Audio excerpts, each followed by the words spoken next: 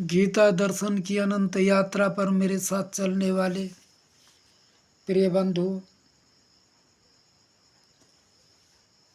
आज हम चर्चा करेंगे वशीकरण पर। प्राय हर किसी की ये इच्छा होती है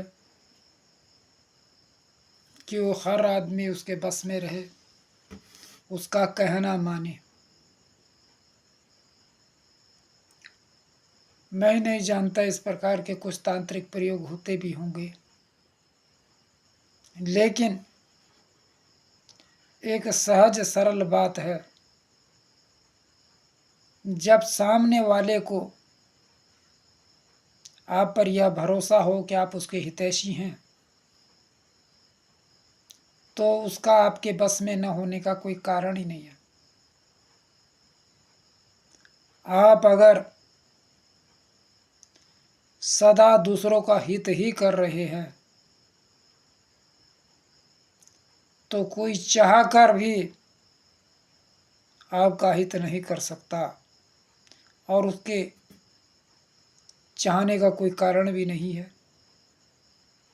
मैंने कक्षा 4 की किताब में विद्या भारती के विद्यालय में पढ़ाते हुए पढ़ा था। एक बार अकबर बादशाह बीरबल के साथ जंगल में घूमने जा रहे थे, तो उन्होंने वहाँ पर बीरबल से पूछा कि बीरबल, मेरी प्रजा की मेरे विषय में क्या राय होगी। तो बीरबल ने कहा, महाराज, जैसे आपकी सोच प्रजा के प्रति होगी, प्रजा की सोच भी आपके पास ऐसी होगी। तो सामने से एक लड़खड़ाहट आ रहा था, तो अकबर ने पूछा, इसकी मेरे प्रति क्या सोच होगी। बोले, बिल्कुल जैसा आप सोचेंगे इसके बारे में, वो ये भी बिल्कुल आपके बारे में वैसा ही सोचेगा।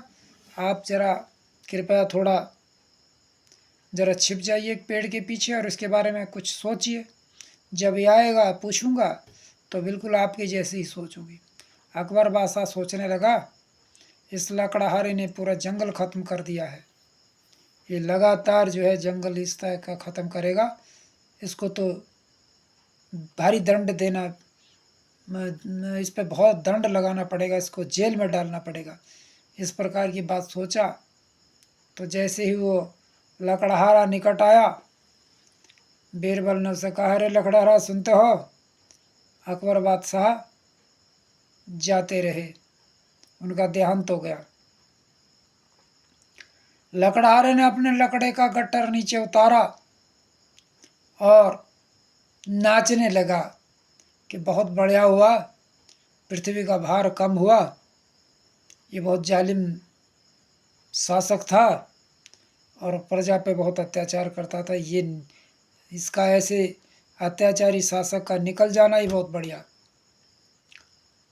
उसके बाद ये तो बोला, बुरे के बारे में अच्छे के बारे में कैसे जानूं। तभी तक उधर से कोई एक बुढ़िया आ रही थी, बहुत दीनहीन। उसके सिर पर एक लकड़ी का गट्ठर था, शायद अपने जलाऊ लकड़ी लेके आ रही थी। तो अकबर बादशाह से बीरबल ने कहा, फिर आप छुपकर इसके बारे में विचार कीजिए। अकबर सोचने लगा, ये कितनी दीन है बेचारी, इतनी उम्र में भी इसको लकड़ियाँ लानी पड़ रही है, लगता है इसका कोई नहीं है, तो इसको राजकोष से नियमित रूप से कुछ धन की व्यवस्था इसके लिए करनी पड़ेगी। हर महीने इसको कुछ पेंशन वगैरह देनी पड़ेगी ताकि इसका जीवन ठीक से चल पाए। अब वो निकट आई तो बीरबल ने पूछा, अरे बुढ़िया मैया, सुनती हो? अकबर बादशाह नहीं रहे। उसने जैसे ही ये सुना, लकड़ी का गट्ठर नीचे पटका और अपनी छाती पीटने लगी, हे मेरे भगवान, तूने मेरे को क्यों नहीं उठा दिया? इतना अच्छा पर्दा वत्सल बादशाह था, ये प्रजा की भलाई में ही हमेशा लगा रहता था, ये अगर मर गया तो बिल्कुल ये प्रजा तो अनाथ हो गई, इस प्रकार दहाड़े मरने लगी। तो इन दोनों कहानियों का मतलब यह है कि अगर हम जैसा दूसरे के बारे में सोचते हैं वैसा ही दूसरा भी हमारे बारे में सोचता है। ये विज्ञान में जो कॉस्मिक लॉ वो भी बताया गया है।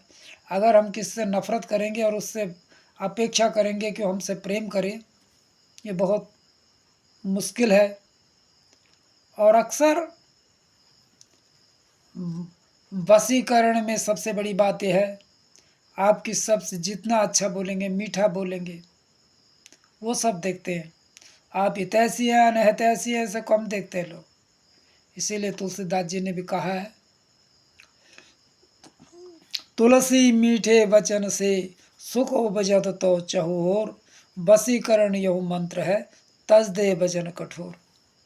हम अधिकांश दुश्मन अपनी वाणी से लोगों को बनाते हैं।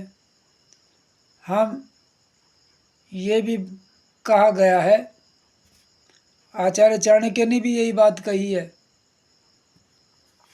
प्रियवाक्य प्रदानेन सर्वे तुष्यन्ति जन्तवः तस्मात् तदैव वक्तव्यम वचने किम दरिद्रता। अरे बोलने में कैसे गरीबी है, मीठा बोलने में कहीं से कोई शहद या गुड़ तो लाना नहीं पड़ता, इसमें कैसी कंजूसी है। इसलिए